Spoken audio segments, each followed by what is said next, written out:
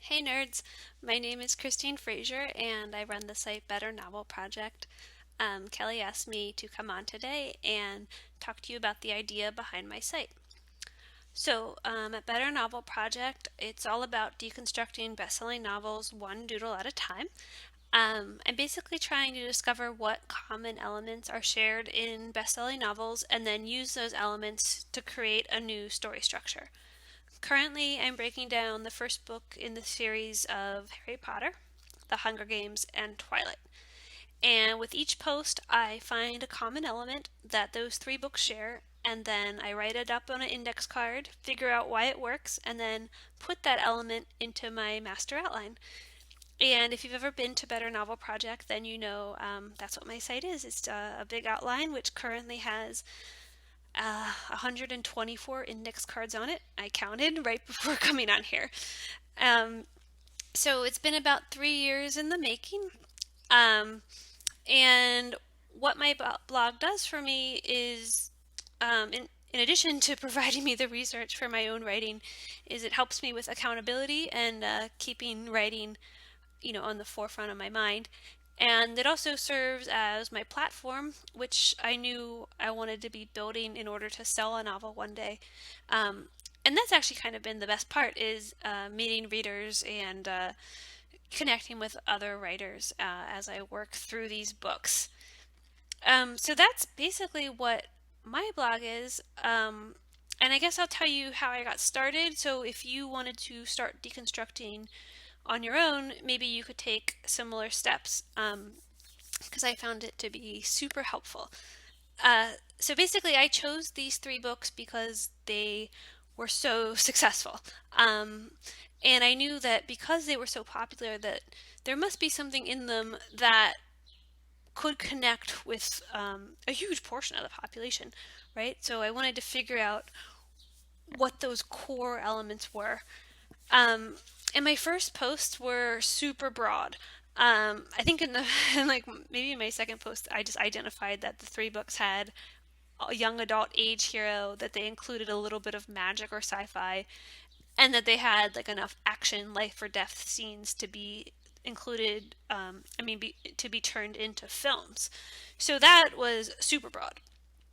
The next thing I did was figure out the word counts of the books, and I averaged them to see that 90,000 words would be kind of would be a good word count goal for me if I wanted to make it look like a young adult book within the genre of Harry Potter, Twilight, and the Hunger Games. I then counted the chapters and averaged them out, and I realized I wanted about 21 chapters and about 4,200 words per chapter. Actually, 4,250. That really helps me in my mind for planning, that I can see the chapters all lined up. So the next thing I did was looking at if you're familiar with Joseph Campbell and the hero's journey, there's three main stages of a story. There's the separation, the initiation, and the return. The separation I call Dreary Homeland, and the initiation I call the Awful Awesome Land, and the return I call Homeward Bound. So the next thing I did was figure out how much of each book was dedicated to those three sections, basically beginning, middle, end. And what I found was super surprising, that the beginning was 20% of the novel, about 19,000 words. The middle, the initiation, once you're at Hogwarts, is 71% of the novel, or 64,000 words. And the return, the ending, was super short, 8%, or 7,700 words. So those really surprised me. I couldn't believe how abrupt the ending was. So you really had to get everything tied up by the time you get to the ending.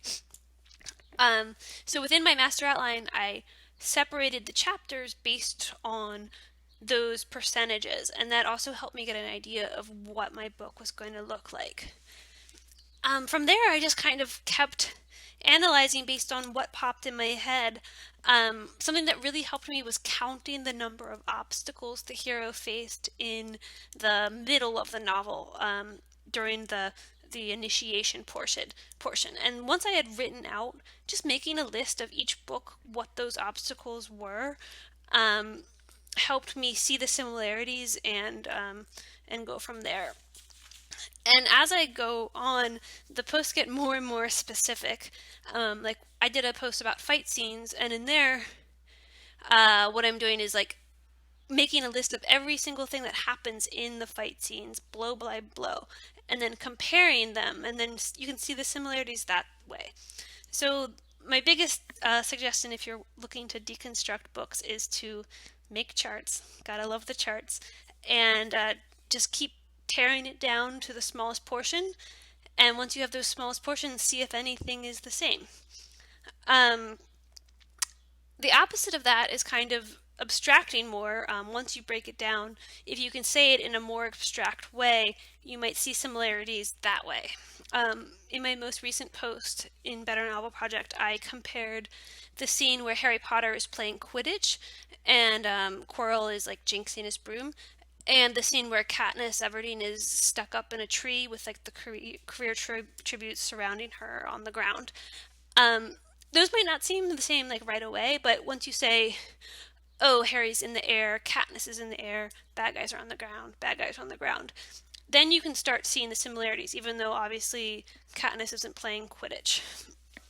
Um, okay, so that's the basics of my blog. Please stop by if you want, or I'm on Twitter, Better Novel Proj. If you want to say hi, I'm usually around. Thank you again, Kelly, for having me, and please let me know if you have any questions. Bye!